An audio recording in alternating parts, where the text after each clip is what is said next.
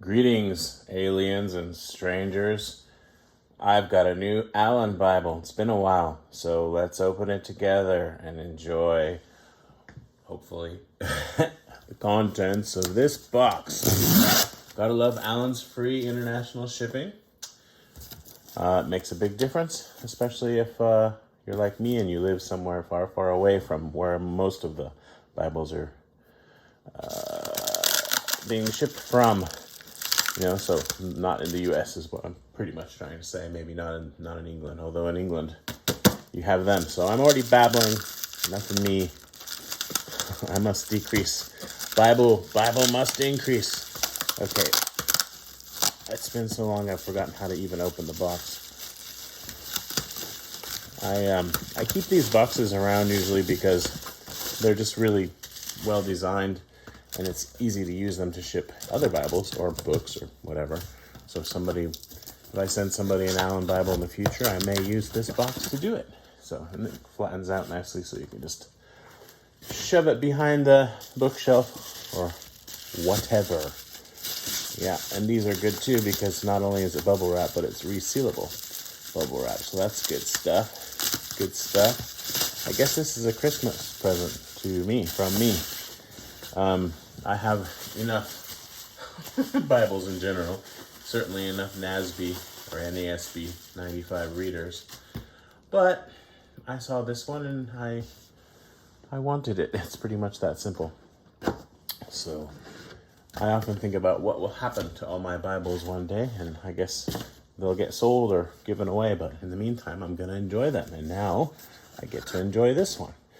I have not in the past been a big fan of red with blue art gilt, but recently I've come to appreciate it more. And what I'm also appreciating is this seems to have a pretty nice, wow, that has more yap than usual.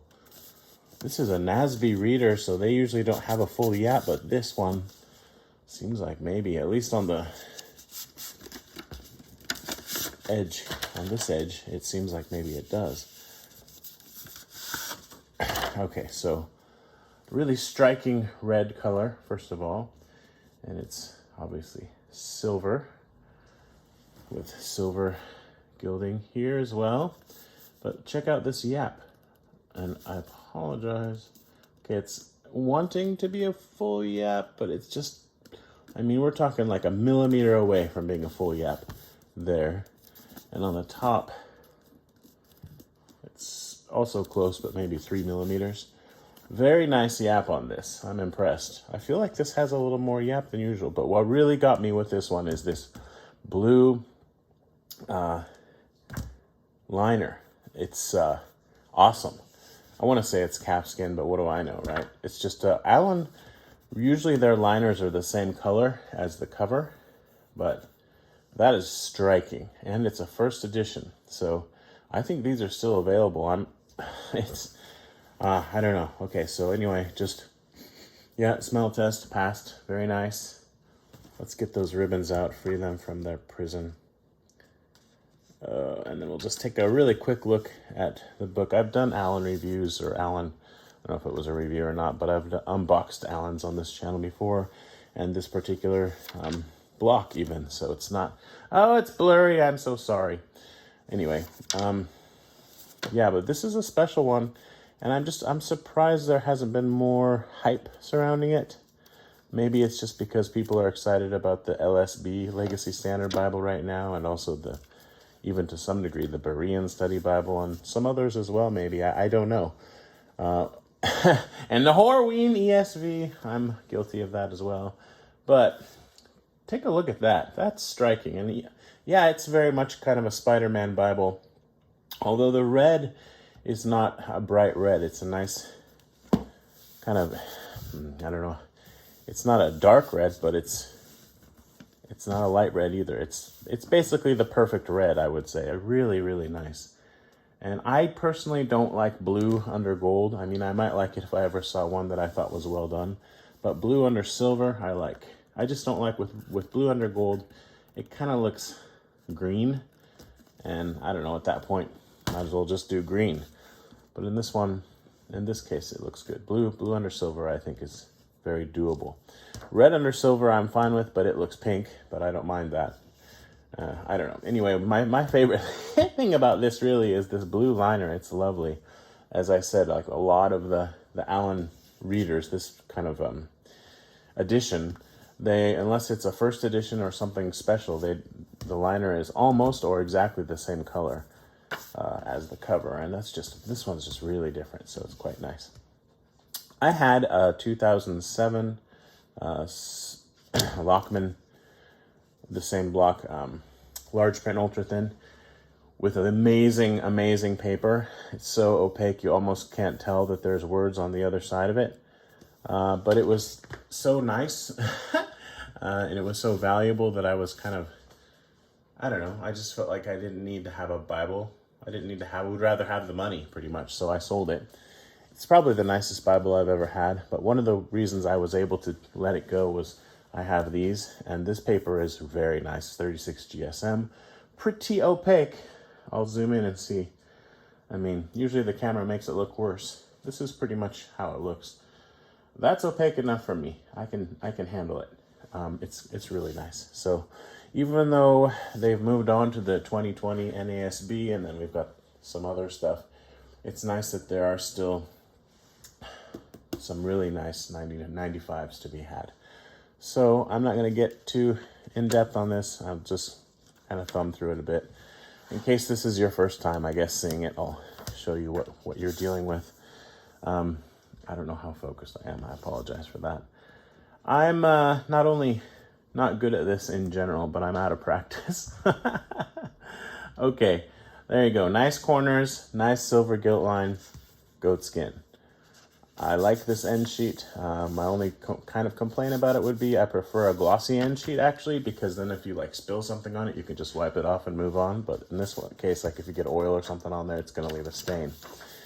So sometimes glossy is okay. Glossy is not always bad. Quite a number of white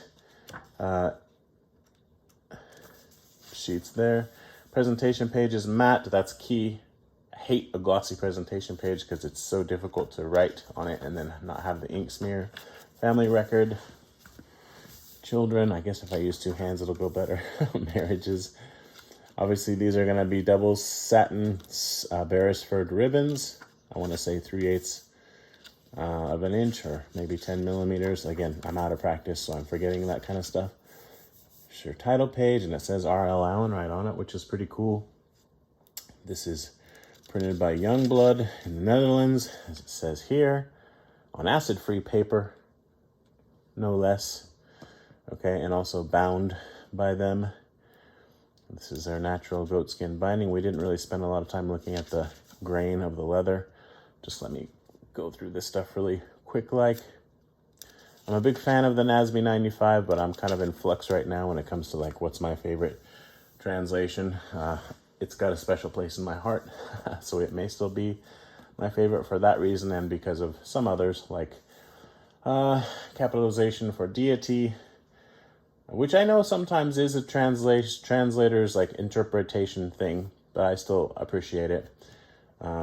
Yeah, lots of good notes. And anyway, here you've got all the translator's notes as well as references in the center column, and that's nice. I do prefer a Bible that has them separated. Like, for example, you'd have all the references here and the translator's notes here. Makes it easier to navigate, but this is good. As I said, the paper is nice. So there's Genesis. I mean, it's opening fairly flat. It's gonna relax with use.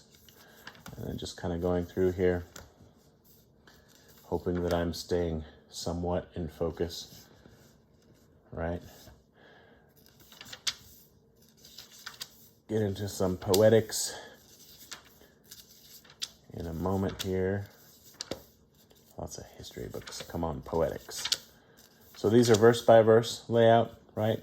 So actually, even when you do get into the poetic books, it's not such a huge difference. You do just have a bit more empty space there, but because it's a verse by verse, it's not as obviously different, the appearance.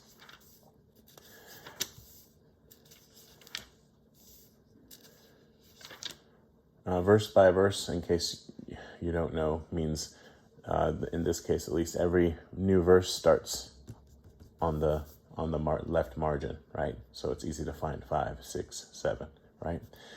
Okay, but they don't capitalize each new verse unless it is actually the beginning of a sentence in this edition. Okay, moving on, la la la. These could stand to have a tiny bit more gutter space, but it's not like a huge issue. These are some of the nicest Bibles made, of mass-produced ones. I mean, somewhat mass-produced. They're not really, I guess, mass-produced because they're made by a small, elite, and expensive publisher named R.L. Allan. Okay, we're in the New Testament, as you would have observed. If you're paying attention, there's no red letter. I'm fine either way with that one. I have both. I just don't like to get into it. I understand the reasons for not wanting it and wanting it. Both are fine for me personally. Okay, so we go on.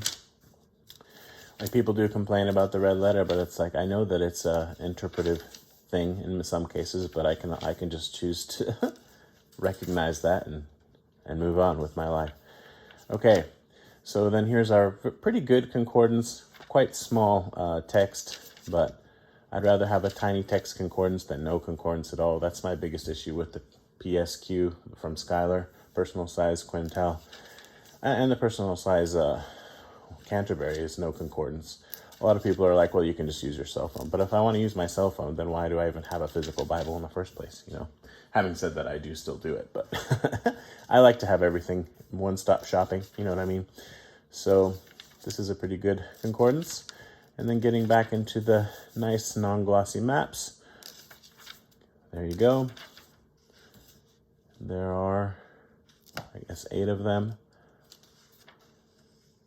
And then 32 pages of lined paper, which I never write in. Well, almost never. I mean, maybe one for one edition. But even if you don't write in them, they're nice because they add some bulk to the second half of the Bible. So when you're opening to somewhere in the New Testament, it's not like this tiny little bit at the back. So that's one reason I prefer a Bible that has some extra stuff in the back. I would like even more. Right, so yeah, there you go. That's pretty much it. I think I mentioned you've got some more white sheets there. If you wanted to write something on those, you could, right? And this one seems to be a good one, like really well. I mean, it's an Allan, so it's going to be good, but every once in a while you get sort of flaws and things like that. But this is a pretty nice one, really sweet Bible, and striking, as I've said now a few times. There's that leather. There's that liner. Check that out. Lovely. All right. Thank you for watching. I probably will, well, probably is a strong word. There's a decent chance that I'll post more videos in the future, like in the near future, because I have a little bit of time off from work for a change. So, yeah. Bonus content. Today I've been trying to read through the New Testament in the Legacy Standard Bible in 20 days, and I'm probably not going to make it, but it doesn't matter at the end of the day, right? But as I'm doing that, I'm enjoying the translation, but occasionally I find issues with the grammar, and I'm that kind of a person. It's one of my jobs, actually, is dealing with that. So anyway, John 1:33. Where is it? There we go. Trying to read to the camera. I did not recognize him, but he who sent me to baptize in water said to me, he upon whom you see the Spirit descending and remaining upon him, this is the one who baptizes in the Holy Spirit. Now, it's fine, it's great, it's wonderful, it's the Bible, right? But it was originally written in Greek, and the Greek has... anyway, I did not recognize him, but he who sent me to baptize in water said to me, he upon whom you see the Spirit descending and remaining, this is the one who baptizes in the Holy Spirit. That would be correct English. This upon him is just irksome to me, and it bothers me, but then it bothers me that it's bothering me. You know what I mean? And the LSB does it, the 77 NASB does it, and the NKJV does it as well. So the ESV doesn't do it, though. Anyway, another reason why I like to read multiple translations. And even though it is sometimes a distraction, to be honest, it's really good to get into the Greek and to get into the different translations, because it helps me to get a fresh view. Sometimes it just a slight change in wording, both of them are correct, but a slight change in wording can help me to think about something in a new way. So that happens with the NLT a lot as well, which is a paraphrase. So, I mean, it's a good paraphrase, I would say, but it's certainly not a word-for-word translation. It's thought-for-thought / paraphrase, I guess it would be more charitable way to say it, okay? So anyway, I don't know what that's all about. That's just what it's been on my mind today. Again, thank you for watching. Bye-bye.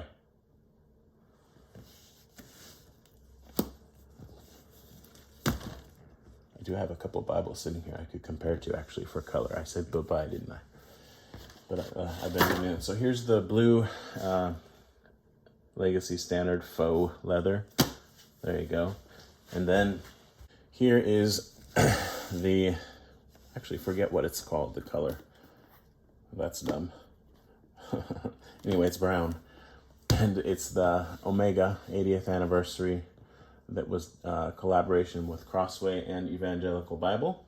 And speaking of Evangelical Bible, okay, this is a black Skylar Quentel wide margin with generous yap. Okay, this is one that I've actually removed the embossing. There was a name there, and there is no longer. So that's fun and exciting. Anyway, just for comparison, I'll stack them up, okay? And you can get a better feel for what kind of what kind of red we're dealing with here. And also the thickness, the footprint. And I guess since somebody will ask, I'll put the measurements of it and the weight info here on the screen. And then I'll really be done. Okay.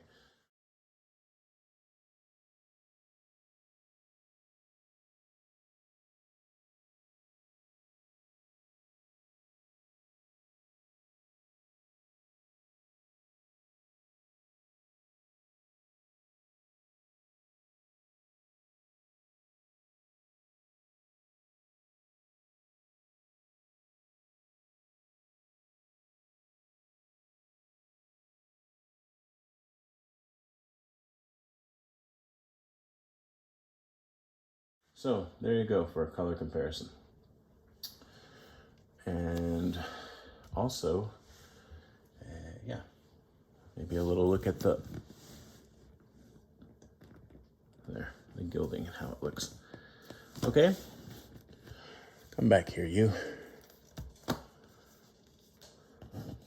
All right, thanks for watching. For reals, bye-bye.